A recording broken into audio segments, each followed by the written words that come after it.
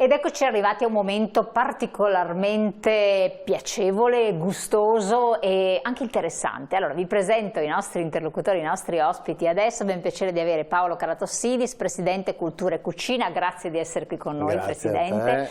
Supportato da Roberto Contin, Presidente Confraternita del Cavallo, grazie di essere qui, nonché titolare dell'azienda Fratelli Contin, quindi imprenditore settore carni. Esatto, grazie. Molto particolare, grazie anche a lei.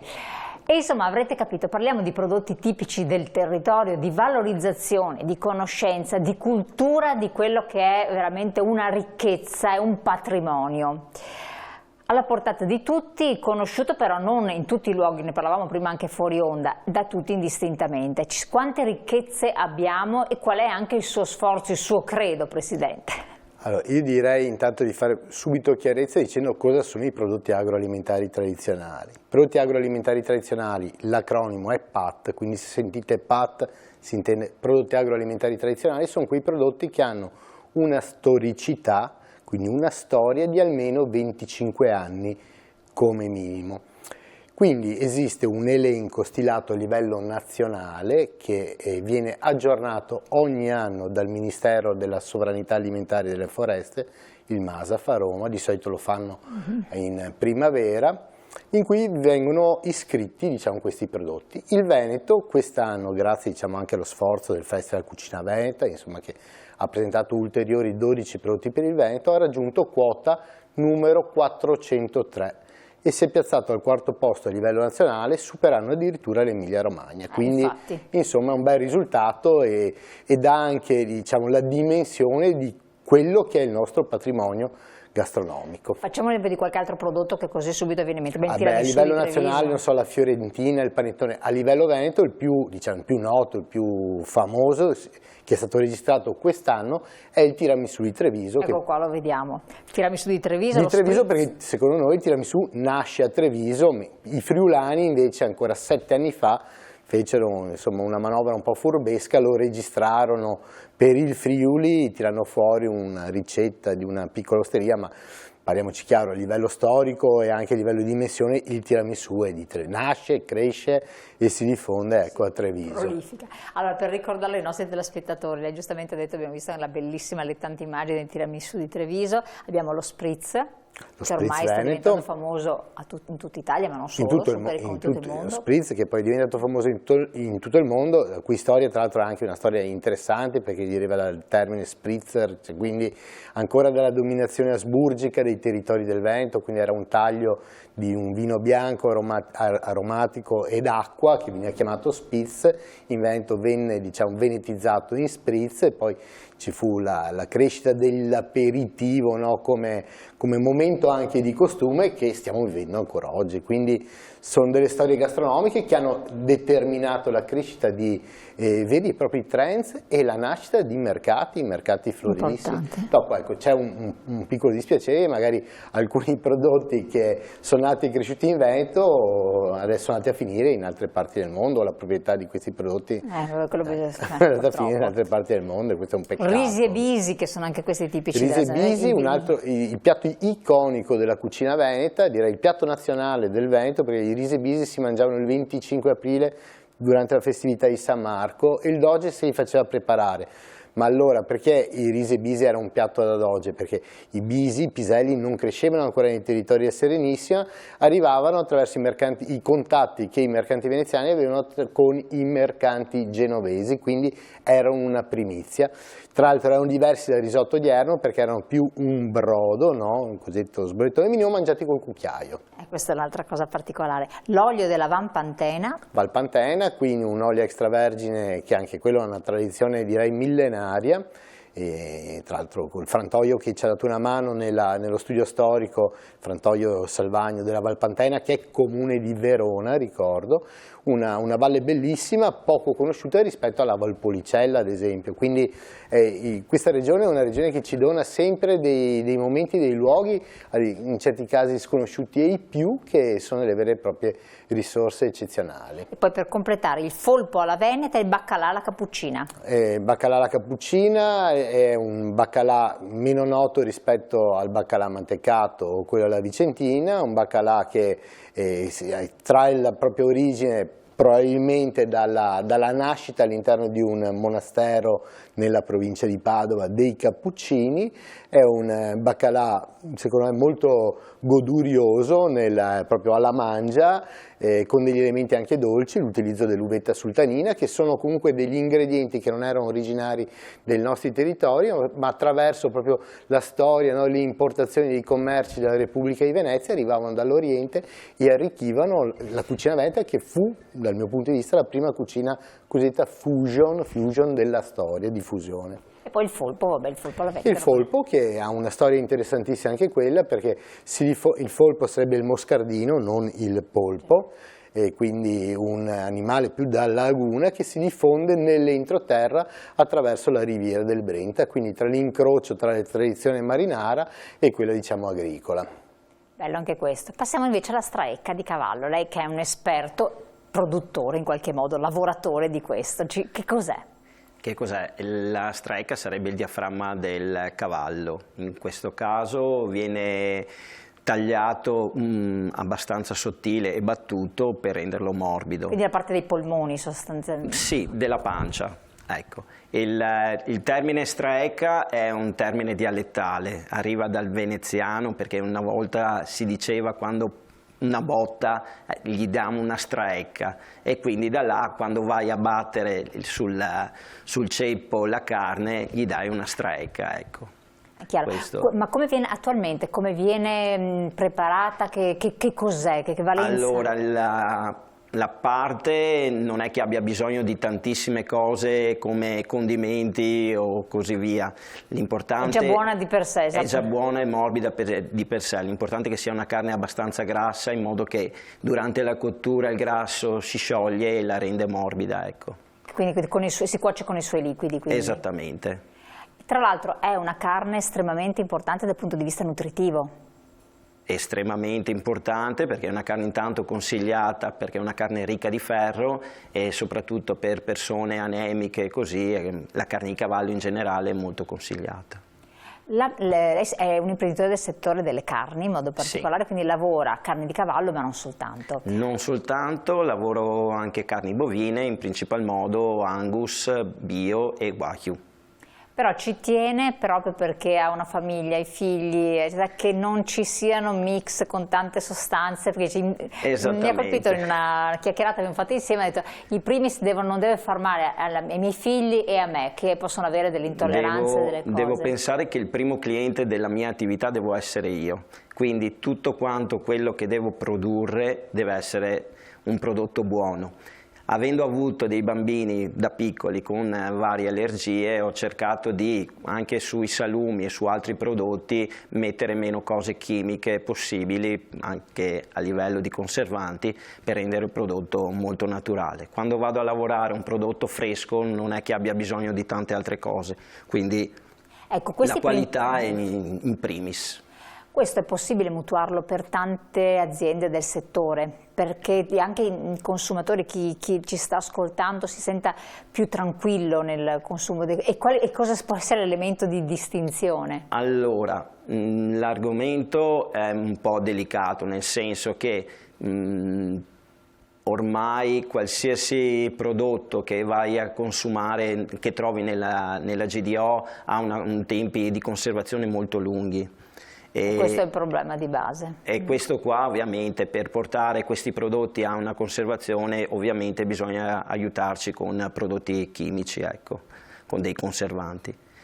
Che cos'è che può essere, secondo lei, visto che parliamo di prodotti tradizionali, qualcosa che fa sì che certe lavorazioni, certi prodotti possano durare nel tempo, ecco, infatti si parla di carne sintetica, possa tranquillizzare anche il consumo? Allora, non entro No, nessuna polemica, per carità. Ecco, io resto sempre nella carne naturale come è nata proprio. Allora, avere carne in primis di alta qualità. Quando hai una carne allevata e con certi criteri hai alla fine sempre un prodotto buono e che quindi automaticamente anche in lavorazione ti permette di avere dei risultati.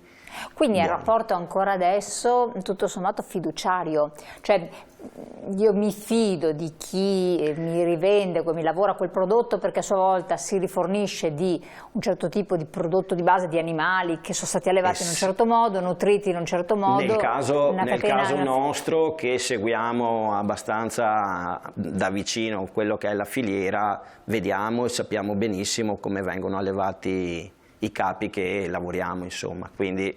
Anche perché c'è una responsabilità. C'è una responsabilità, ci sono dei controlli sanitari molto importanti. Questo è importante dirlo perché non tutti ci credono sia che ci siano. Sotto il punto di vista del veterinario all'origine, quindi nell'allevamento, e sia sotto il punto di vista sanitario come pulizie dell'ambiente dove vengono fatte le lavorazioni, molto importante. Noi abbiamo controlli e tamponi mensilmente che ci tengono controllati i vari prodotti che andiamo a produrre. Sì, è una cosa che è importante per la salute delle persone, ma anche come autoresponsabilizzazione. Penso che in Italia, per quanto ci lamentiamo di quello che è la nostra sanità, dobbiamo esserci ancora molto convinti che all'estero non hanno gli stessi controlli che abbiamo noi. No, è importante che un imprenditore anche lo dica, vero Presidente, questo, perché dà garanzia. Sicuramente l'Italia dal punto di vista del controllo dell'agroalimentare è avanti anni luce rispetto a altri competitor, però bisogna secondo me riuscire a mitigare e far incrociare quelli che sono dei parametri di controllo con quelle che siano anche le rese economiche, quindi il prodotto italiano deve continuare a essere all'altezza delle tasche del mercato italiano. Uno dei problemi che abbiamo ad oggi è che alcuni prodotti, cito uno fra tutti, pensiamo all'inflazione rispetto all'olio extravergine d'oliva. Ora come ora, se vuoi un olio extravergine d'oliva che valga, sai che devi spendere parecchi soldi rispetto, e molte famiglie italiane non riescono più a riuscire ad arrivare a quel prodotto e capita a volte che magari i migliori prodotti italiani vanno a finire all'estero. Ecco, questo è un peccato. Però le ha toccato un aspetto dolente ma vero, perché i costi elevati, possiamo capire parlando anche con lei, no? Signor Contin, perché voi avete tra i controlli sanitari eccetera, va a incidere parecchio il costo. Sul costo finale incide sul costo tanto. finale.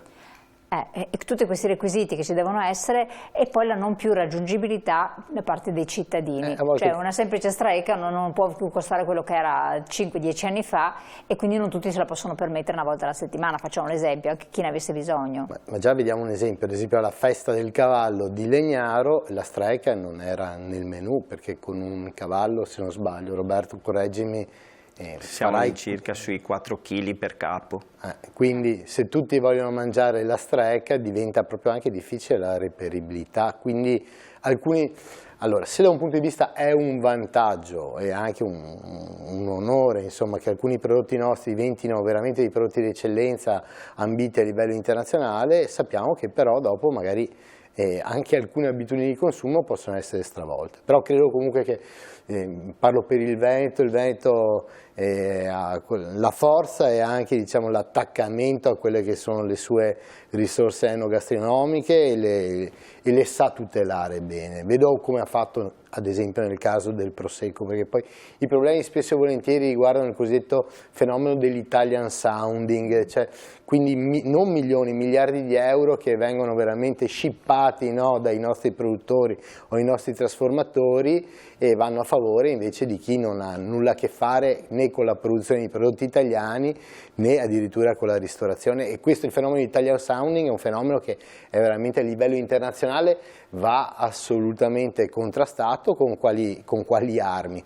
Armi a volte spuntate, perché sono magari armi della politica o della rappresentanza, che però in certi casi, penso a tutto quello che riguarda la DOP economy, no? Con la tutela del marchio.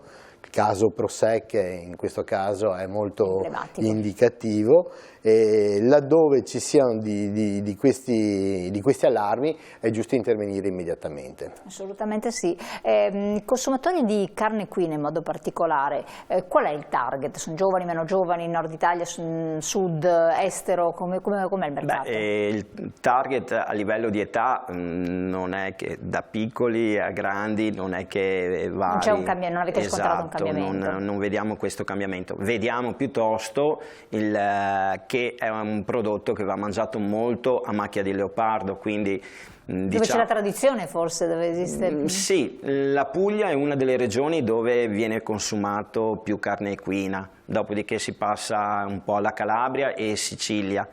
Al nord, zona padovano, poi passiamo soprattutto nella zona del veneziano e veronese, ecco. Questo sono i punti un po' più dove il prodotto va consumato di più. Certo. E dopo ognuno ha una sua specialità come viene consumato. Ecco. Assolutamente, infatti qua vediamo la carne secca o sfilacci di cavallo. La carne secca è un prodotto che a Legnaro è stato denominato DECO, ha una certificazione DECO di denominazione comunale. Ecco. Comunale, quindi. Esatto, questo va a certificare che il prodotto ha una storia di più di 100 anni. E è diciamo, l'antenato dello sfilaccio. È l'antenato, ecco, infatti questo, perché noi siamo abituati a vedere comunemente questi sfilacci di cavallo, anche nella GDO, insomma, si trovano, e invece la carne secca viene prima, insomma. Viene prima dello sfilaccio, ovviamente è una trasformazione lo sfilaccio. All'inizio la carne secca era un pezzo di carne appeso al camino, affumicato, cotto molto lentamente, e da là dopo tutto quanto sfilacciato. Per poterlo masticare agevolmente. Questo è un prodotto, in questo caso, che non ha conservanti. Poi certo, sì. Quello che ovviamente andiamo a trovare in principal modo nella grande distribuzione, troviamo sia il prodotto come carne secca che il prodotto sfilaccio, che sia a vista che ad occhio, insomma, si vede che sono due prodotti completamente diversi. E anche lì bisogna imparare a distinguere, tutte queste varianti fanno parte della nostra cultura? Fanno parte della nostra cultura, sono sempre due prodotti comunque molto diversi, uno con una denominazione di carne secca, l'altro di sfilaccio, ha una storia. Abbiamo imparato anche questa, è importante, magari ci sono persone che ci seguono che già lo sanno, non tutti immagino. In conclusione, Presidente, qual è il lavoro che voi adesso state facendo? Beh, noi continuiamo a fare un lavoro di ricerca storica per aumentare, diciamo, questa lista, questo elenco, e già per il 2025 siamo pronti a presentare un'altra decina di prodotti agroalimentari tradizionali del Veneto, anche perché questi elenchi continuano. Col Tour delle Eccellenze Venete. Col Tour delle Eccellenze Venete saremo presenti a luglio al Festival del Turista delle guide Lonely Planet, che sarà ad Ancona, in collaborazione con l'assessorato al turismo della Regione Veneto, quindi facciamo un vero e proprio cooking show narrato con le eccellenze del territorio, insomma. Cerchiamo di far sì che i prodotti di questo territorio, questa terra che ha una storia veramente incredibile, siano conosciuti ai più, non solamente il Prosecco, che ovviamente ha sfondato quasi 1 miliardo di bottiglie prodotte, ma cerchiamo di portare anche quella parte culinaria che magari in Veneto è stata un po' sacrificata. Infatti adesso qua stiamo vedendo dei bellissimi piatti, viene veramente l'acquolina in bocca. Lei dice che ci saranno nuovi prodotti che però che sono conosciuti e hanno la loro storicità, perché almeno 25 anni. La difficoltà maggiore, diciamo, quando si fa una ricerca storica dal punto di vista proprio gastronomico, è la ricerca delle fonti, perché si dice c'è molto storytelling, no? C'è molta narrazione, a volte c'è molta anche invenzione. Essere fedeli a livello scientifico alla storia non è assolutamente facile, ecco. Anche perché negli ultimi 50 anni il mangiare ha assunto degli aspetti di mercato che prima non aveva, quindi bisogna confrontarsi anche con questo. Infatti, io la ringrazio. Allora, grazie, Prego, Paola Gratossidis, Presidente Cultura e Cucina, di essere stato qui con noi. Speriamo di averla ancora nostra ospite, come anche Roberto Contin, Confraternita del Cavallo. Buon lavoro, perché è anche titolare della Fratelli Contin per le produzioni e le lavorazioni delle carni, e quindi di lavoro so che ne avete, siete per fortuna, tutto sommato. E grazie a voi telespettatori di averci seguito, naturalmente ci vediamo dopo la pubblicità.